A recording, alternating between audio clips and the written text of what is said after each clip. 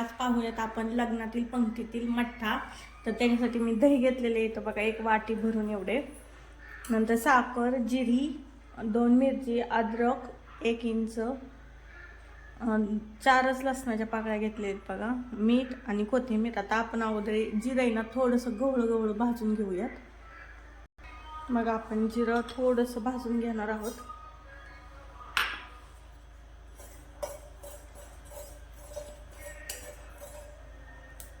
बघा थोडंसं वास यायला लागलं की आपण गॅस बंद करून घेणार आहोत. लोखंडाची कढई असल्यामुळे बघा लगेच भाजलं जाते. आता हे आपण काढून घेऊयात मिक्सरच्या भांड्यात. बघा ह्या जिऱ्याच्या अगोदर आपण पूड बनवून घेऊयात. जिरे पूड करून घेतलेली आहे. आता आपण याच्यात बघा मी 2-3 पानं पुदिन्याची घेतली आहेत. तुम्हाला टाकायची टाकू शकता, नाही तर स्किप करू शकता. आता आपण हे टाकून घेऊयात, मिरची, अद्रक आणि लसूण. हे पण आपण व्यवस्थित बारीक करून घेऊयात.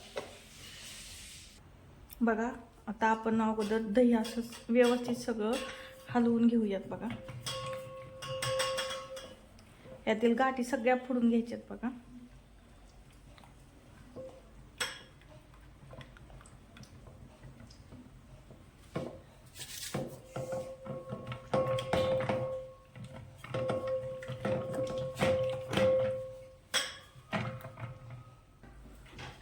बघा मी इथं 1-2 मिनटं दही हलवून घेतले बघा चांगलं. आता आपण याच्यात वाटलेला ठेसा, तुम्हाला कमी जास्त मिरची तुम्ही टाकू शकतात. बघा हे प्रमाण तुमच्या आवडीनुसार कमी जास्त करू शकता. आता साखर टाकून घेऊयात आपण थोडीशी, तुम्हाला जशी लागल गोड कमी जास्त तशी तुम्ही करू शकता. मीठ टाकून घेऊयात चवीनुसार. आता हे आपण अगोदर सगळं मिक्स करून घेऊयात. बघा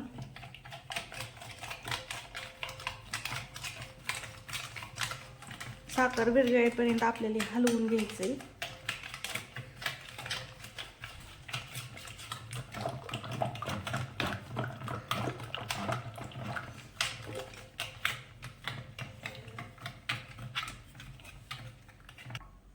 बघा आता आपण याच्यात पाणी मिक्स करून घेऊयात. बघा आता आपण याच्यात 1.5 तांब्यापर्यंत पाणी ओतले. बघा आता आपण हे सगळं हलवून घेऊयात. डेऱ्यातील थंड पाणी ओतले. बघा बघा आपला उन्हाळ्यामध्ये दुपारी पिण्यासाठी असा थंडगार मठ्ठा तयार होत आहे. आता कोथिंबीर टाकून घेऊयात आणि व्यवस्थित आपण मिक्स करूयात.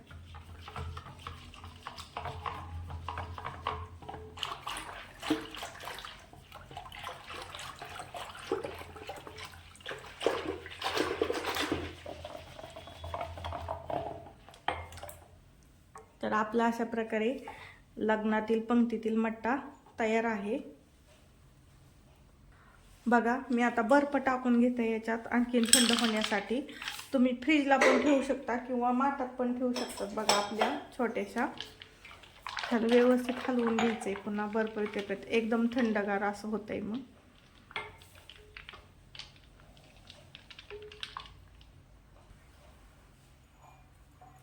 बघा आपण अशा प्रकारे लग्नातील पंक्तीतील मठ्ठा आपला रेडी झालेला आहे.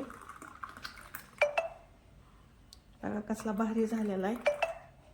उन्हाळ्यामध्ये पिण्यासाठी आपला मठ्ठा रेडी आहे.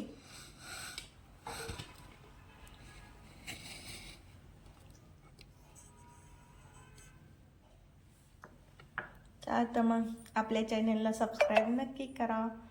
धन्यवाद.